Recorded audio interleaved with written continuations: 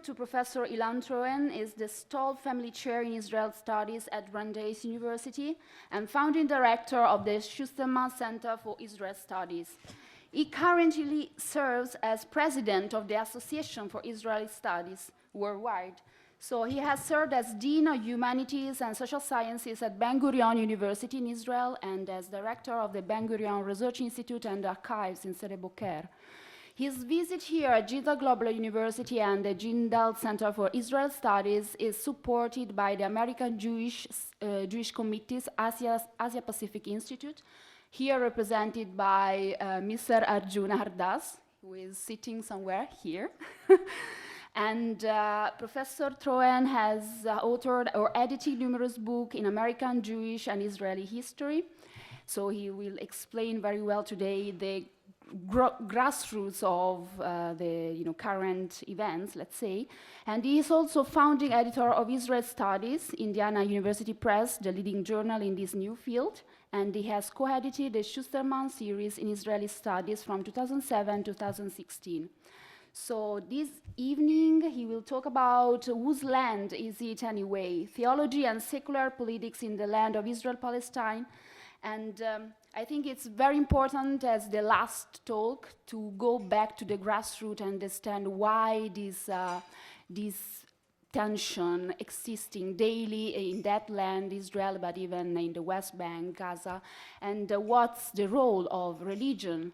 And considering that Israel was born as a secular project, and what are today the reasons and the biblical origin of this conflict, and why, for instance, we will understand, I hope, while there are groups like ultra-Orthodox who are against their government, so they are taking back their religious element and going against the politics. So why politics and religion can melt together, and why politics and religion can conflict and can create this kind of different politics within the state of Israel.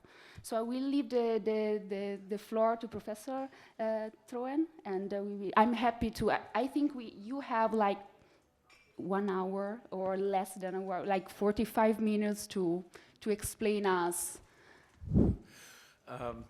It's the other way around, and what's more, I realize that I'm standing or sitting between you and dinner. So we'll try to make this as useful as possible and as painless as possible. I first want to thank Arjun Hardas. This is not the first time I've worked for the American Jewish Committee, which is an extraordinary organization founded about a century ago, and was founded a century ago in response to a Jewish crisis, largely in the Ottoman Empire. And since then, it's become a worldwide organization, and part of its purview, it says American, but it's really international, is to advance Jewish interests, which include not only the defense of Jews, but civil rights, human rights worldwide. And I'm glad that you are here to represent the organization in this part of the world. And thank you for inviting me here. And thank you to Rohi, who she is here, sitting in the front row. And other graduates of the Summer Institute for Israel Studies at Brandeis, which I've been privileged to be associated with from the beginning. And maybe just a comment before, this is a Germanic type of introduction, meaning it's a long prolegema, which comes before the introduction, and then maybe I'll get to the heart of the matter. And what I wanted to say is that it's very exciting for me to be here, and I think also for Asher Sessa, who will speak tomorrow night. It's fascinating for us who come from Israel and who have spoken largely in Israel or in other Anglo-Saxon, England or America, to come out to other parts of the world, because we learn so much, and I can tell you is that I learned a great deal. Israel has become an international topic. There's no such thing as Belgium studies. I don't think any university, not even in the great subcontinent of India, has a Swiss study center. But yet there are Israel study centers here, and Jindal Global University is but the first. But there are about 5, and there will be 10 in China. And I know that, as good friendly competition will suggest, there will be more in India in the near future. There are also centers that we've been associated with in Bucharest, in Prague, in Budapest, in various places in England. So it is a growing area of study. I think that for the journal that I edit, the 600 different individuals have written at least one article for it over the last number of years. I think, our graduates taught 600 courses to more than 20,000 students last year alone. And one wonders why this interest all over the world. Without answering that question, I can tell you as that somebody who's involved in this process is that Israel is just seen differently in different parts of the world, and that's absolutely logical and natural and is a healthy development. And those of us who live in Israel or who practice Israel studies way out in the deep West have much to learn from you. I learned a great deal from the last session of your typologies, Rohi, but also from the way in which you perceive. When one culture studies another culture, it does so, it's like a pane of glass. And that pane of glass is either a window to actually learn and understand the other culture, or it really is a mirror in a way to reflect on one's own situation and one's own interests. And I think that the study of Israel is both that window as well as that mirror, and it is fascinating to see the questions that are being asked. So I feel privileged to be here, and thank you for having me. The question that I want to talk about is been actually broached earlier by the book that I brought with me. I've assigned it to the class I'll be teaching at Jindal. It's not required reading, but you all better do so, because much of what I have to say, it's this wonderful, it's a small book with big print, and written by an extraordinary literate individual. Michael Walzer is certainly one of America's leading political philosophers. He's at the Institute for Advanced Studies. The Paradox of Liberation, Secular Revolutions, and Religious Counter-Revolutions. In a real way, this is a text for what it is that I want to do here. And what I want to do here is, yes, to talk about the ways in which Nehru, Ben Bella is the other case, but it could also be Erdogan. It could be a number of national liberation movements in the contemporary world that were putative, it would be Ataturk, not Erdogan, were putatively secular, and it didn't turn out that way. The topic that I have to bring to you is the fact that people looking at particular places, and could you imagine people looking at the Holy Land, Al-Ard Muqaddasa, Terra Sancta, looking at Palestine, Israel, however you interpret it, without a filter of religion? And there's a text I have for that, and the text comes from somebody that if you grew up in the United States as I did, you learned. It was Mark Twain. Do you know who Mark Twain is? Of course. I can all have you paint my white fence now, or my fence white.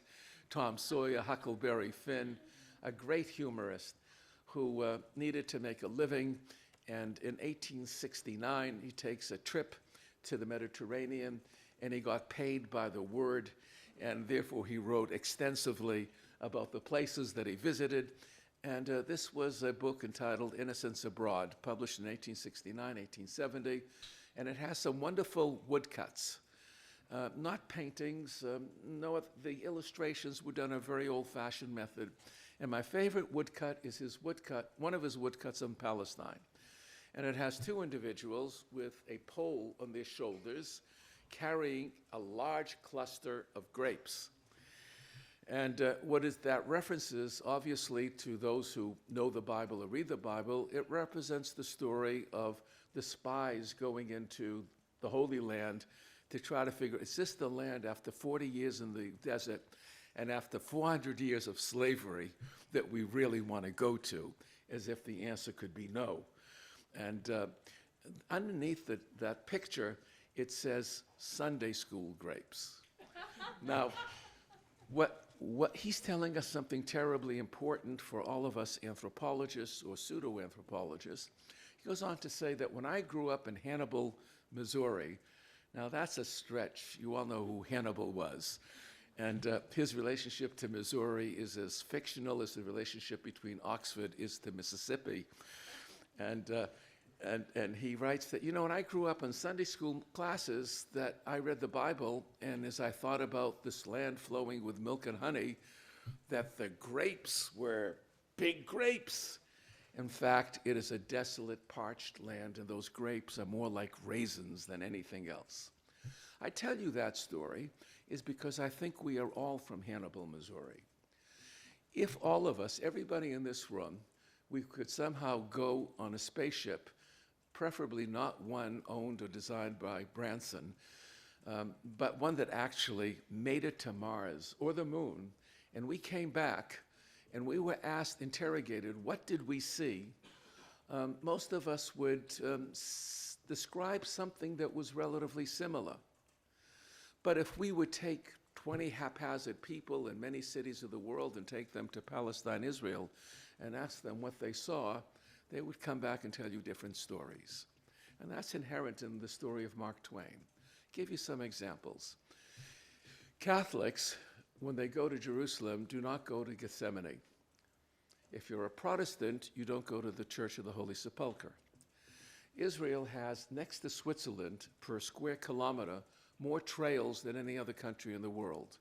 There's the Abraham Trail, there's the Israel Trail, there's the Settlers Trail, there's this trail. You can go on Roman roads if you want to. You can do all kinds of trekking across that country, and each trail has its own identity. People want to walk in the footsteps of Jesus. They want to walk, or the UNESCO vote is that you want to see where Muhammad's horse was tied up. I mean, we all see this land filtered through our cultural tradition, and very often that means the religious tradition. And if it's not a religious tradition, even if one is secular, it's through the various layers of culture to which we belong. Countries like India, what I'm hoping to do is that I'm not going to talk about India directly, but maybe what I have to say to you methodologically will resonate. Countries that have large layers of history, a huge documentary record, and significant physical remains enable people who live in that place to actually view that country according to their own cultural tradition. All of this is terribly important for trying to understand the subject that I'd like to bring to you, and that has to do with the way in which religion and secular arguments have a role in the Arab-Israeli conflict and in the way in which different people claim the same piece of territory, because ultimately what they're doing is referencing, on some level, their own culture. So much for Mark Twain, responding to what you were talking about, Rohi, this multiple ethnicities, that I don't know if there's one definition of India that would satisfy everyone.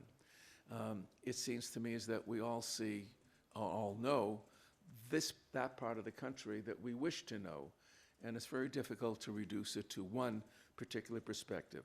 So let me begin talking about the issue at hand, and that is how people claim land. Since time immemorial, that's a new original phrase, you heard it here first. Since time immemorial, the way in which people claimed land was through religion. It changed at the end of the 18th century. Let me explain that. And I'll explain it first in terms of Western monotheism. The Bible begins with the phrase, in the beginning, God created the heavens and the earth. Bereshit bara Elokim et hashamayim v'et haaretz. If you read Rashi, a commentator who lived south of Paris on the Seine River in a place called Troyes 1,000 years ago, he quoted a text 1,000 years before him in the Mechilta, which essentially says, why does the Bible begin that way? And the answer was, it was to show that or demonstrate that the earth is the Lord's. It is the Lord who disposes who may live where. And in the wonderful text that he writes, that the Bible begins that way so that the listim, which is really an Aramaic word, means that the pirates won't come and steal the land that God has assigned to us. Well, in a real sense, that's the way people from Papua New Guinea to across the different continents have always assigned legitimacy to themselves in their ownership of land. And that really only begins to change at the end of the 18th century when something terribly important happens, and that is that there is a new a form of authority created, and that form of authority is a secular one. Comes out of the Enlightenment. I'll give you some detail on that in a moment. But land is claimed with and made legitimate through a whole set of other arguments that are totally non-theological. Let me elaborate that in a bit. What do Jews say about their ownership of claim to the land of Israel? The fact is that there is not one Jewish perception. There are ultra-Orthodox Jews, such as the Satmar, or Hasidim, such as the Satmar, who will claim that, yes, the land is ours, but we may not actually take possession of it until the Messiah comes. Indeed, they might claim that the Holocaust was a consequence of Zionism because it usurps God's own plan, which in his time, or her time, the land would be given to Jews and the ingathering of the exiles would take place. The problem with Zionism is that it assumed the role of the deity. There are other Jews who say that we want all of it, and right now, the West Bank, and as well as Tel Aviv and what have you, and that in fact that we are advancing that messianic time, and that what we're doing is entirely legitimate. Yet there are other Jews, the famous Martin Buber, who said that we may in fact have the land, but the land may be taken only if we can do so in an ethical way. For those of you who know Hebrew, his famous play in words was the relationship between the word Adam, or Adam, which means man, and Adamah, which means earth. You add the little heh at the end. It's like the hey at the end of hallelujah. It means God. Is that you may not take the land unless you do so in an ethical way. And thus, arresting it by force or by any other means is not appropriate. So let's figure out some kind of binational state. Rabbi Ovadia, a leader of the Sephardi community, said that, yes, the land is ours and we ought to have it right now, but, he said in 1978, he kind of equivocates afterwards, but if taking the land will cost excessive price of human life, maybe we can compromise. So that's yet another position. I could really go on with this for all the time allotted to me, and to give you one rabbinic position after another rabbinic position. The point is that there is a Jewish position about the land, and that is that there is a real and vital connection between Jews and the land, but there is not one, but there are multiple political positions that emerge from this because people have different kinds of theologies or different kinds of Judaism. Let me give you one classic case, and it has very much to do with what you asked Sylvia before, and that has to do with the West Bank. I don't know if you were there, Asha. There was a famous meeting at the National Academy of Sciences, and there were two speakers. One was Hanan Porat, who was the leader of Gush Emunim, and the other was Aviezer Ravitsky, a leader of a party called Meimad, and a very important intellectual. And and Porat spoke first, and he said, I believe firmly as a religious Jew that this land will someday be ruled by Jewish law, by halacha, and what we see ourselves as doing is advancing that project. And Ravitsky got up and said, Hanan, you and I studied together at the same desk in the yeshiva of Rabbi Kook, a very famous institution in Jerusalem. And we're friends, and I trust that we will be friends. And I agree with you. In the days to come, this land will again be governed by halacha. And I also believe that the Messiah will come. The difference between you and me is you know when that time is, and you know by whose agency. I don't. Which meant that Ravitsky became a leader of a left-wing Orthodox party that stood for compromise, and Hanan Porat flaunted his own government because the word of God, as he understood it, was far more important than what the Knesset might have to say. So a way of saying is that you're talking about a religious tradition which ultimately claims responsibility for and control over land, over a piece of territory, may have many different ways of trying to effect that. Well, the religious tradition is more than 3,000 years old. There's time to develop variation. What about Christianity? Is there a Christian approach? And the answer is not really. There are many. The word in Latin, I'll do it, I learned Cicero, and not Cicero. Okay. The phrase in Latin is terra sancta. It is the Holy Land.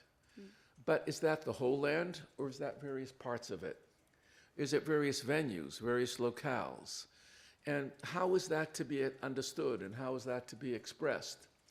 In the contemporary world, there's a long tradition that begins around 16 centuries ago under St. Augustine, which led to the notion of supersessionism, or replacement theology, that with the coming of Jesus,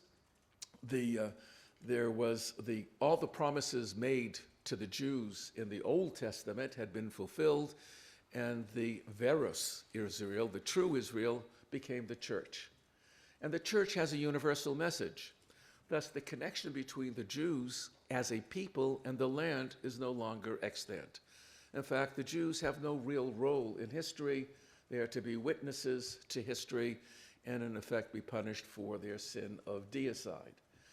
Well, that's one view, and in fact, that view was only, in some sense, modified in 1964 in Vatican II, when somehow the Jews were allowed to return to history, that the sin of deicide was removed from them, and the relationship between the Vatican and the Jewish state became more possible.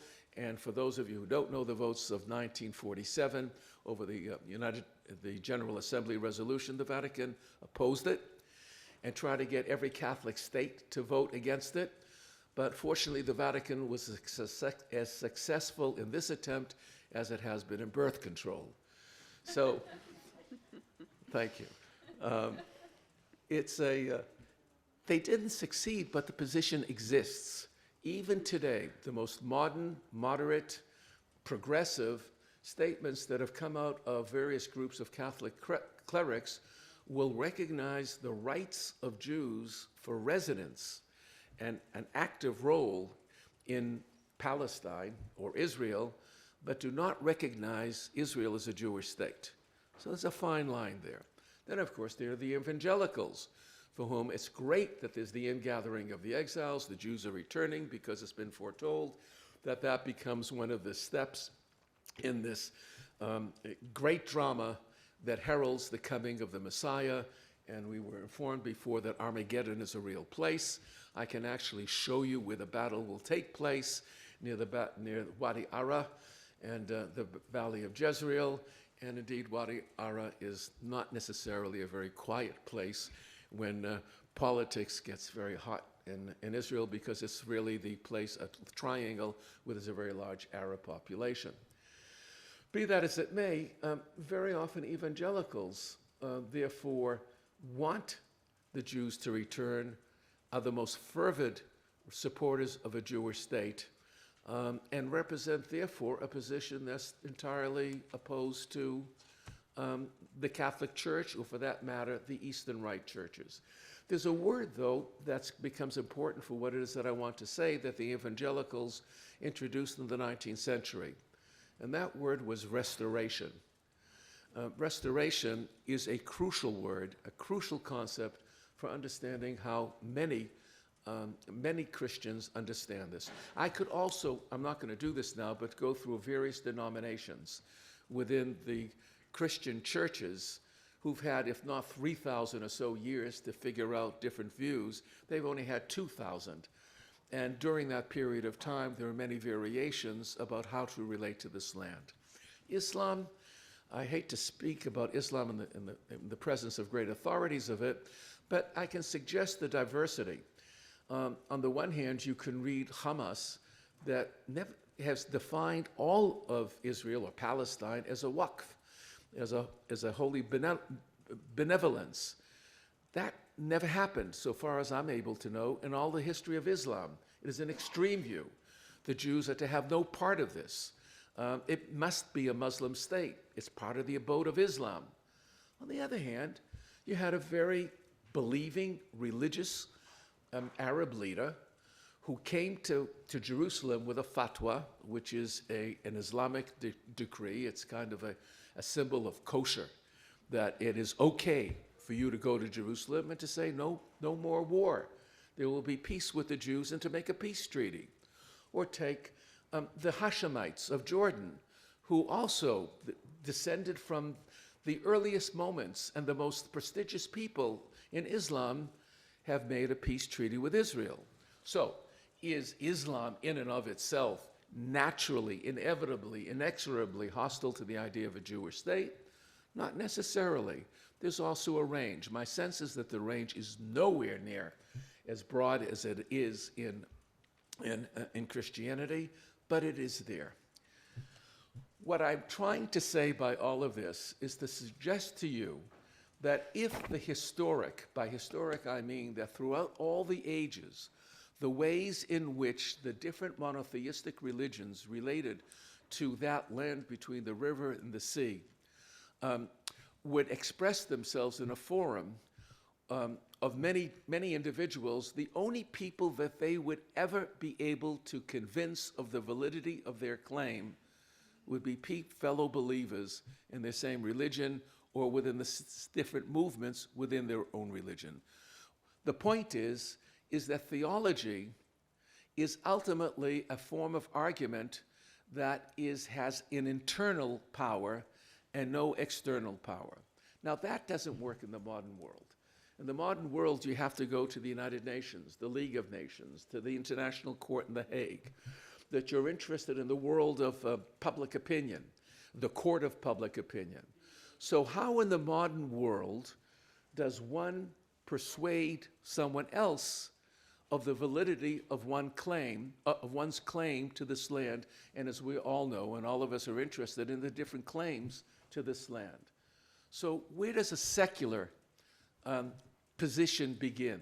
And what I'd like to do, and I'll read just a portion of it because I don't want to lose the exactitude of the language, that position begins really in the end of the 17th, early 18th century during the Enlightenment, and one of the progenitors of it was a Dutch theologian by the name of Hugo Grotius, who said that one must act as if God does not exist. What does that mean? Grotius was also a theologian. He was a firm believing Christian. But he suggested that there is more than one way in which people can gain knowledge. Revelation was one, faith was certainly one, but you could also use the laws of nature, natural law, the reason. There were other forms of argumentation, and one did not cancel out the other. In fact, both could be complementary. And in fact, that became very important. One of his students was John Locke, which in this English country, I'm sure everybody knows who John Locke is. Second treatise of government, he advances a notion for how land may be claimed. Now, what's John Locke's problem? John Locke invested in those lands across the ocean. He was a capitalist, exploiter, entrepreneur, and God didn't really tell John Locke, hey, invest over there because in hoc signo vinces, under this sign thou shalt win. It was really under the Union Jack is I'm going to get rich. But it's not nice to say that. So you need other forms of argumentation, and he offered a fascinating form. It was the theory of added value of labor, meaning that, to use an example that he gave, there are three kinds of possibilities of claiming ownership of land. There are the nut gatherers. The nut gatherers just, pick the coconuts off the ground or whatever it might be. They invest nothing. And they're there, they have rights. But then, of course, there are the shepherds. Now, if you've ever been a shepherd, and I can confess to having been a shepherd on a kibbutz called Devere in the northern Negev, And you have to put in some effort, and if you don't know sheep, it can be quite daunting, but it's an opportunity to learn to play the flute, to write psalms, and to imagine inspirational poetry. You put in some labor, but the farmer, by the sweat of his brow, has to endure the vagaries of nature, and he has more authority. He has greater title to the land than does the shepherd or does the nut gatherer. Thus, labor becomes terribly important. And now I'll just read for a few minutes because I don't want to lose the argument here. And the argument is what I'd like to try to do for you in just a few moments. And it's not Indian history, but ultimately I think it'll be useful what I have to say. I'd like to demonstrate how one can move very quickly, relatively speaking, from a theological position to a secular position. And now I want to take a bracket that. Ultimately, I think in the modern world, people can be both religious and secular. I don't think they're exclusive. For some people, for Hamas, for other people, ultra-Orthodox Jews, it's all one. Most of us, however, are someplace in the middle of a very flexible scale between religion and secularity, and what I hope to do is to try to demonstrate that and to suggest that there is even a significant measure of hope in that. The idea that I have in mind comes from Rousseau. It's called civil religion, which Robert Bellah picks up in the 1970s as he applies it to America. In the 1980s, Liebman and Eliezer Don Yichya apply it to Israel. And they're really saying is that, yeah, these are secular societies, as Michael Walzer would say, but underneath that surface, there's an awful lot of ritual. There's an awful lot of sense of sacredness, which still operates in society. From that idea, my favorite sociologist is not Sami Smucha, it's Peter Berger, who in a very recent book, The Multiple Altars of Modernity, essentially says, I made a mistake. In the 1960s, Peter Berger was one of the leading sociologists who argued the well-known theory that modernization inevitably leads to secularity. That's the future.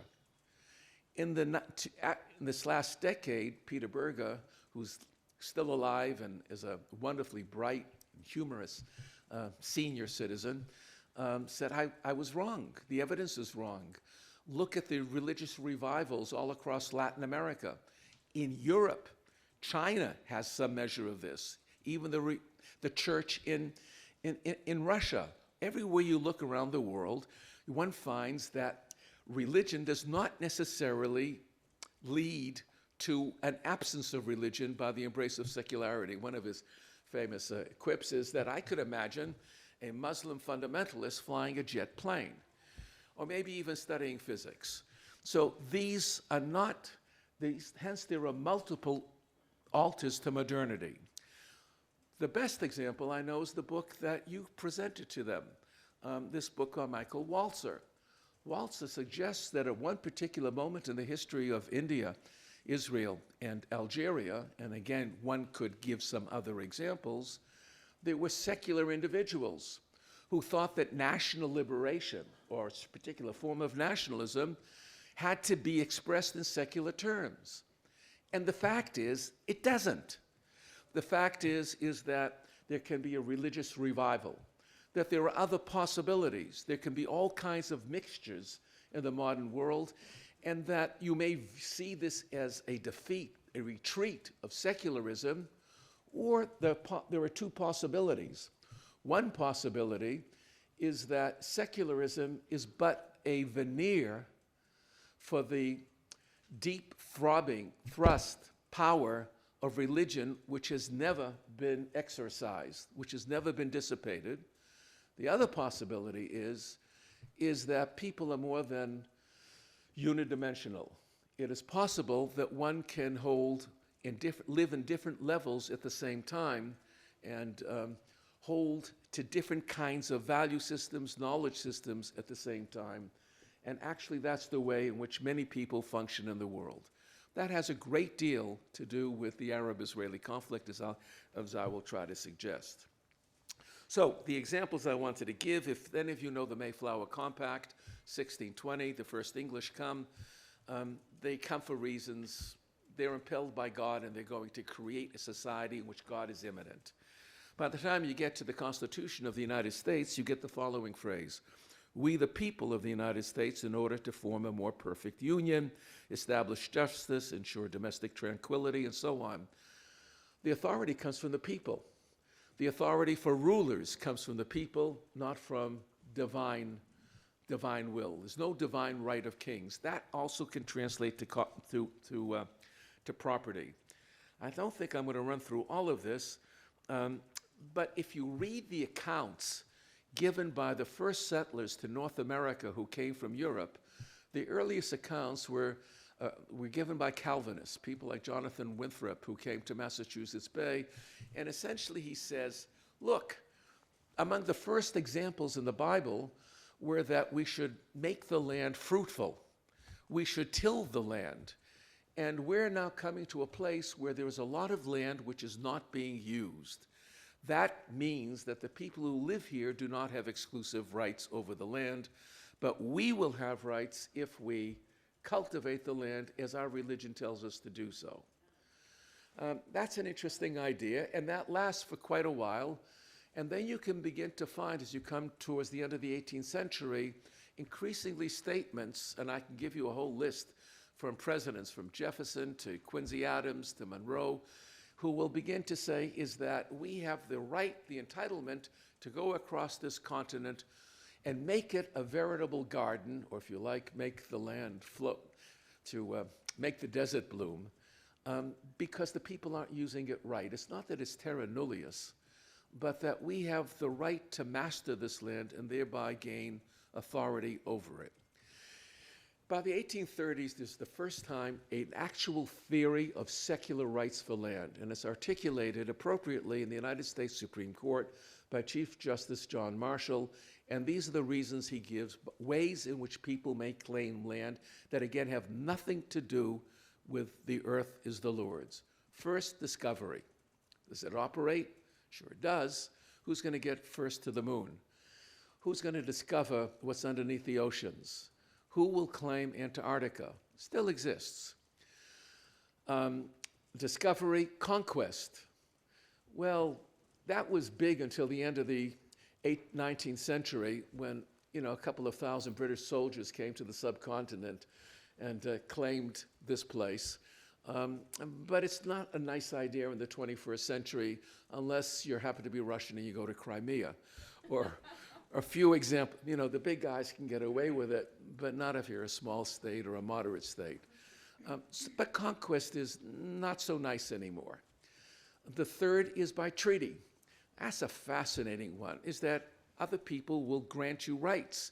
Now, that could be the United Nations, League of Nations, or it could be the settlers in Manhattan who for $24 bought this land, or imagine that those scattered Indians in upstate New York were actually nations, the 5 nations of the Iroquois, because with a nation you can make a treaty and steal their land that way. In any case, it's discovery, it's purchase, it's treaty, it's conquest, and it is by the investment of labor. That is the secular theories of land till the end of the 19th century. Then something else becomes terribly important, and that is history.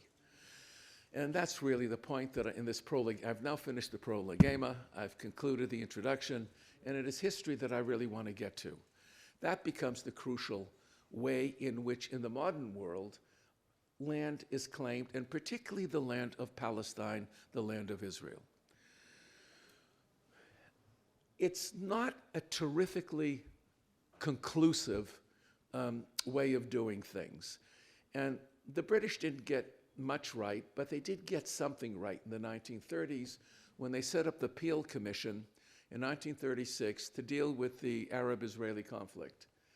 And if you remember how it worked, they had before it testimonies by Arabs and by Jews who were claiming the land not by theology, but through their use of history. And the fascinating aspect of that is that the British wrote down the Arab side, they wrote down the Jewish side, and they didn't say who was right. They said something else very important. They said, let's be pragmatic. You know, why don't you guys just split this country because history doesn't matter. Well, they may have said so, but both of the parties to this dispute thought history mattered a great deal. And indeed, much of the discourse that we have today about the Arab-Israeli conflict, history becomes the prime instrument in trying to persuade external audiences. Because allegedly, secular arguments have the power to make a proof, to persuade, because they're beyond dispute, they're objective, they bring evidence that goes beyond mere personal faith. My argument to you is that that's simply not true, is that there are so many different versions of history, and the various versions of history contradict one another. So the Jewish version, you know, and it is actually written into international law. We're going to celebrate the centenary of the Balfour Declaration, and the Balfour Declaration was written into the League of Nations document, Mandate for Palestine, in 1922, and the most important word for me, well, there are two important words. The most important word for me in that document is the word reconstitute. That the Jews are now entitled legally to reconstitute themselves. What does reconstitute mean? It means the most important part of the word reconstitute are the first two letters, re, which means again. It means return, rebuild, reclaim, restore, reconstitute. The word re means is that we, the international community, recognize the historic connection, the valid and vital connection of the Jewish people with that particular piece of territory. It was the historical argument that became the most prominent argument that gave Jews the right to a state. If that's the case, and it is the case, that becomes a terribly important bone of contention for those who wish to deny Jews the right to Palestine or the land of Israel. Think, for example, of the literature that exists that took that on. The most important piece is The Arab Awakening. It's an early piece by George Antonius, 1938.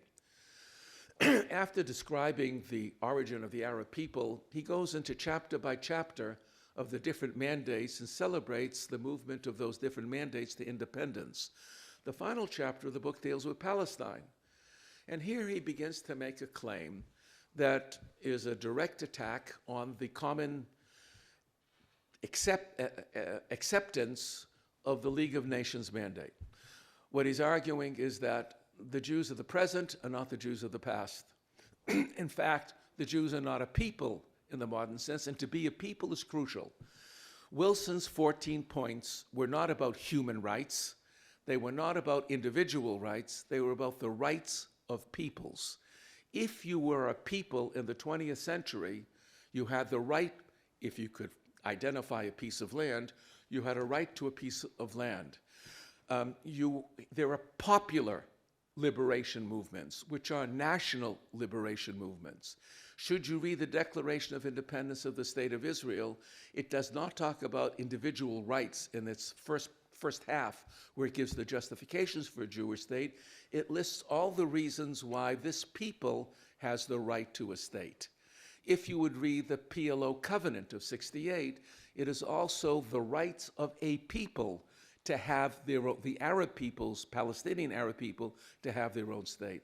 That it is crucial to be identified as a people in the 20th century and through the present. And what Antonius goes on to say is something that becomes part of our lingua franca, and it is that Jews are really members of a confessional faith.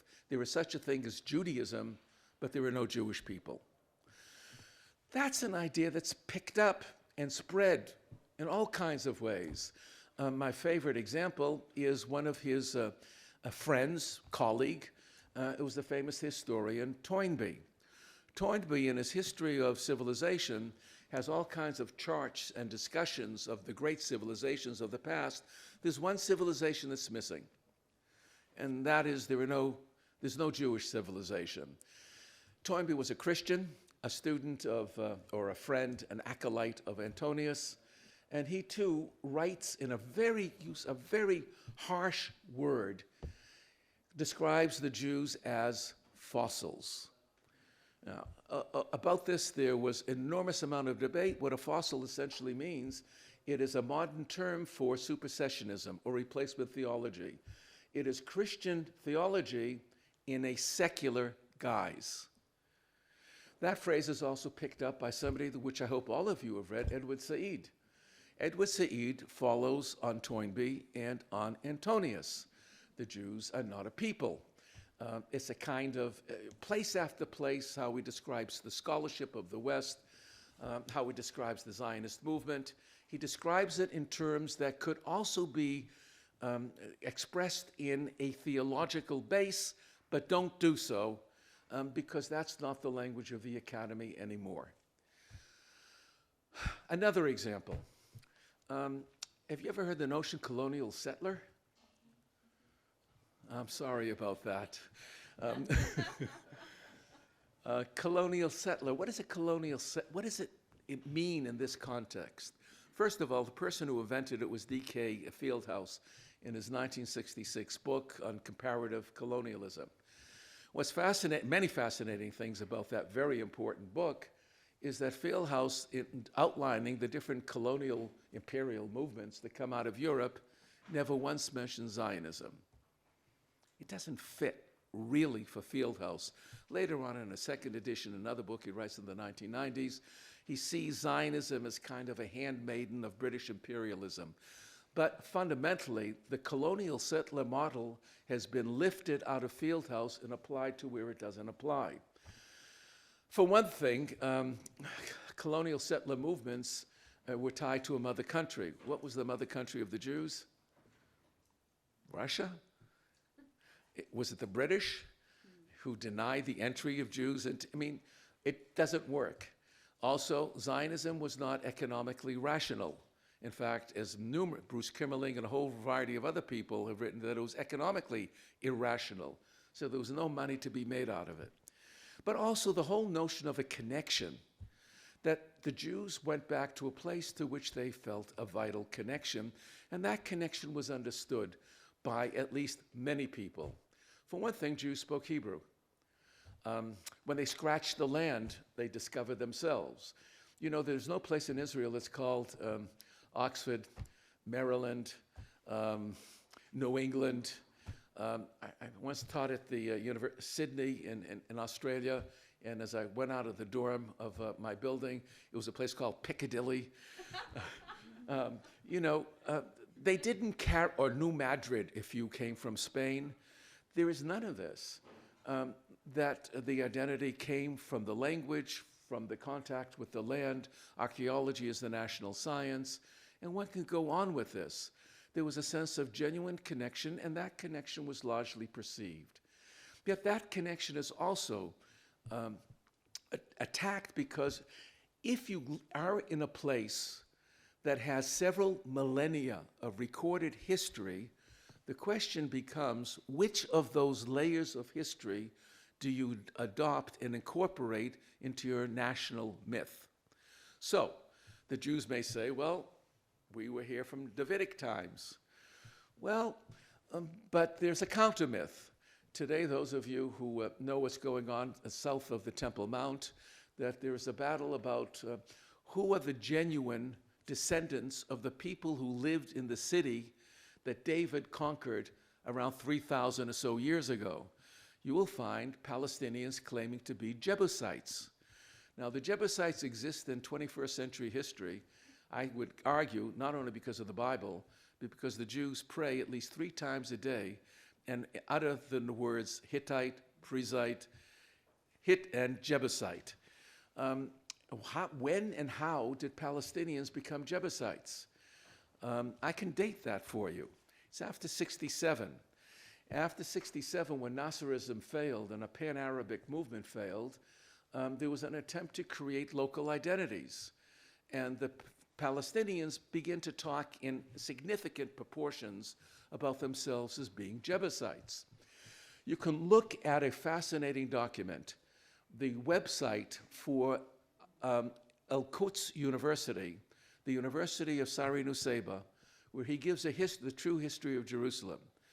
And he says that this is a Canaanite city that absorbed one generation after another generation, one wave after another wave of conquerors. And he lists all the conquerors of the ancient period through the present, with one exception. There were no Hebrews. David didn't exist. And for that, that's a longer story. He quotes minimalist biblical scholarship. He quotes revisionist archaeology. In short, one can create out of the kind of alleged scholarship that exists in the academy today an entirely different historical narrative than the one which Jews who consider themselves to be descendants of David can create. So then history becomes flexible. One last bit, and that has to do with the importance of being native and the Aborigine right, the rights of the Aborigines. First of all, I understand around this building there is the offices of the ILO, the International Labor Organization. They're responsible. The International Labor Organization around 1960 began talking about indigenous rights, and what they had in mind was the rights of those natives, largely of Central America and the Americas. Later on it spread out to the Aborigines, and then to the First Peoples of Canada, and then to various other peoples around the world, and to protect them, fundamentally to protect their culture, to protect their language, their heritage, their way of life. In 2007, there is an international convention, United Nations-sponsored convention of Aborigine rights. What's fascinating about this is who supports it and who doesn't support it, and who's included in the list of Aboriginal peoples. Well, the likely people, you know, it's the Aborigines, it's the First Nation, the people that we mentioned. But who is an Aborigine in Palestine? About a decade ago, the only two Aboriginal groups in the Middle East were the Marsh Arabs south of Basra and the Berbers of North Africa. Now, in Israel today, there's a fascinating fight taking place between the Bedouins of the Negev, who claim to be natives, and under the ILO, the United Nations, want their rights.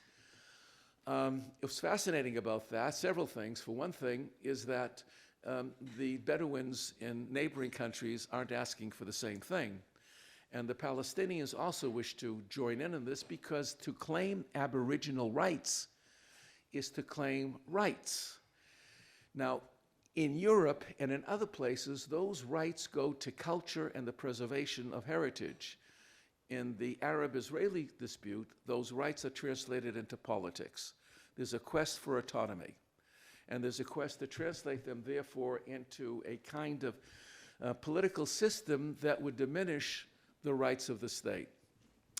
So one could go on and on with this kind of thing, but it is absolutely fascinating how history can be used and abused. My favorite text comes from Voltaire. History is a bag of tricks. We play in the dead. How stories can be invented, manipulated, and articulated. And what does this go to show in the course of this disquisition on how land is claimed? If theology is not a method for proving legitimacy to this land, and if secular claims can be disputed, including this claim of history, then on what basis can one ever resolve such a dispute? How does one gain legitimacy, both within one's own community and communities outside? The answer to that question I do not have. But what I can suggest is to consider a very interesting exercise which is used by people who engage in conflict resolution. And what they do is engage in this thing called parallel narratives. Parallel narratives means you tell your story, I'll tell my story, and for a considerable period in the Arab-Israeli conflict, it was thought that maybe if we do that, we can come up with a unitary narrative that everybody can ascribe to. Perhaps the most important scholar of this was Sami Yadwan, who's still alive, and Dan Baron, who unfortunately has passed on. They wrote in a wonderful essay, it was the last essay that Dan Baron wrote, essentially said that, you know, only in nature, parallel lines never meet. That's a rule of geometry. So too, if we should try to employ parallel narratives, they will never meet. But in the course of engaging in these parallel narratives, perhaps we can engender a measure of empathy. And empathy is a very important quality if one in fact wants to bring two different diametrically opposed sides together for a kind of discourse. So I think that's where the issue is. I didn't come to tell you to whom the land belongs. I built a house in the northern Negev, and I'm fairly certain that nobody ever in all of human history had a house on the piece of land that I have built my house. If I built my house in Tel Aviv or Jerusalem, I couldn't possibly say that. But I understand my narrative. It's one of the reasons I live there. I'm fully convinced of the rights of the Jewish people to live there, even as I'm fully convinced that Palestinians and Arabs also have a right to live there. The question is a different question, and it's the pragmatic question that the British really insisted that we ought to address, and that is, well, you're right and you're right, but how do we make some measure of accommodation here so that one might live all together? In the course of this, and I suppose what I wanted to say methodologically, is that I think that Walzer is right and Peter Berger is right, civil religion is useful, is that even Sari Nusseibeh, who's responsible for the website of Al-Quds University, in 1993, in a remarkable book he wrote with, I think, with Heller, of Tel Aviv University, was a leading Palestinian moderate who argued for accommodation between the Jews and the Palestinians. A decade and more later, he was still active in circulating a petition inviting Palestinians and Israelis to sign on to ask them for compromise. I believe, and I actually asked Sari Nusseibeh about this, and essentially the answer that I got from him is, look, I'm a modern person. I hold to my beliefs. You know, we hold the keys to the church because we're of this distinguished family of Muslim notables who have been living in Jerusalem for centuries. And that's part of who I am. But on the other hand, damn it, I want to live here. And I want to live here with a measure of safety, certainty, and with amicable relations. I'm willing to compromise. There aren't too many Sari Nusseibehs on the other side. I think I can prove that quantitatively. There may be fewer on my side than there were a decade ago, but there are still a substantial number. But accommodation and the suspension of absolute truth seems to me to be one of the ways in which to deal with this conflict. And so that maybe it is the very sophistication of the modern person who is capable of living on many different levels at the same time, that there ultimately is some kind of exit from this issue. That's the end of my talk, but I do have an observation because I not have an audience again. Began talking, somebody brought up Ben Gurion, and I was the director of the Ben Gurion Research Institute, and it's to you, Rohi, and to you, people of Jindal University, for this conference, and for having Israel Studies as part of the academy in India, and what it is that I heard here today. When I was a college student at Brandeis University, I heard Ben Gurion come and give a talk. I happen to have a copy of that talk here. And it interests me because when he got an honorary doctorate, now you should know that unlike Nehru, Ben Gurion did not go to Harrow. He did not go to Cambridge. He didn't live in a fancy house. He lived in a place that really a tzrif, it's a shack in Sde-Boker. He spurned all those kinds of accoutrements, but yet he was Western. Walzer is right. He was secular, absolutely. And the address by Prime Minister David Ben-Gurion delivered at Brandeis University, March 9th, 1960. It's called Science and Ethics, the Contribution of Greece, India, and Israel to Humankind. And it's fascinating the way in which he saw India. And he saw India as a place that was the place of the Buddha. And I won't go into his interpretation of the Buddha. He tried to practice Buddhism as a secular Jew. He saw no contradiction. In fact, he wondered why Buddhism, which spread throughout East into Asia and was so powerful, why they never recognized the Ten Commandments. How come Judaism and Christianity didn't go along with Buddhism? But he actually sees Buddhism as a kind of revolutionary movement that was against the caste system and thought in terms of justice. And in short, that he was a left-wing intellectual who lived 2,200 or so years ago. But with his great affection for India, and it was huge. In fact, should you visit, and I enjoin all of you to come to Sde-Boker, where his last home was, and to go into that shack, which has some mementos from his life, like the tar bush that he wore as a student in Istanbul, where he learned, or Constantinople, where he learned Turkish so that he could represent the Zionist cause in the Turkish parliament, to visit his wife's bedroom.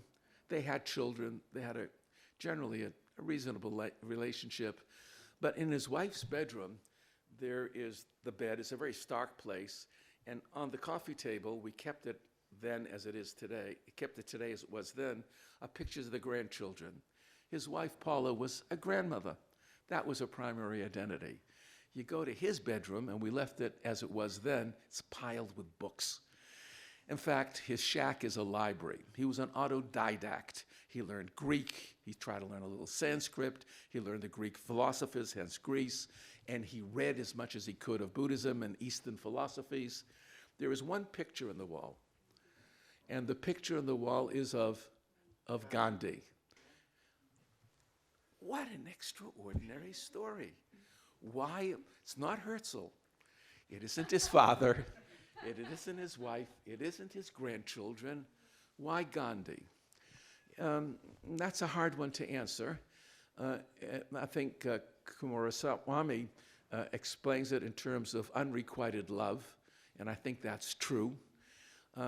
But I think because he thought, for all the reasons that we know, national liberation movements, another secular individual, even though he went to Harrow and Cambridge, was okay. And, why can't we get along together?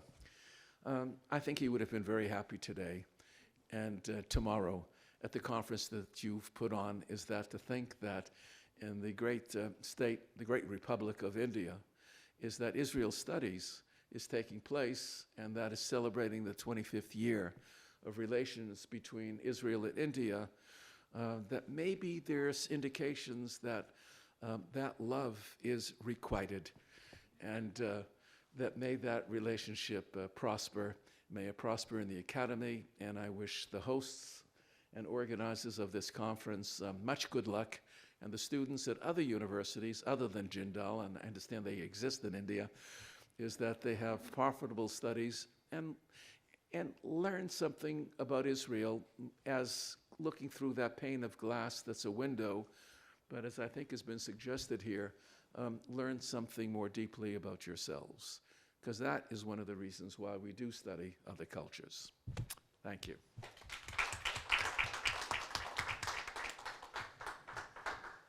Thank you, Professor Troen. So many information and so many confusion now. Oh my God, I need to go through everything. Okay, what I actually, before leaving the floor for some questions, I want to just point out something that from all these discourse, I'm understanding that when we use the language like using religion and theology is totally different thing, okay? We use religion and sacredness, the idea of separation from what can be operationalized, implemented in the real world, and theology is just making intelligible something that is inherent, mysterious, like the God's word. And this is very important to me, and because what I understand is just reading the Bible, reading the Old Testament, I really understand it allegorically, like the travel of the Jews, of the tribes, because they are different tribes, and what they have to go through. So I want to understand how even this can be genuinely, honestly, if you are a faithful person, implemented in the reality.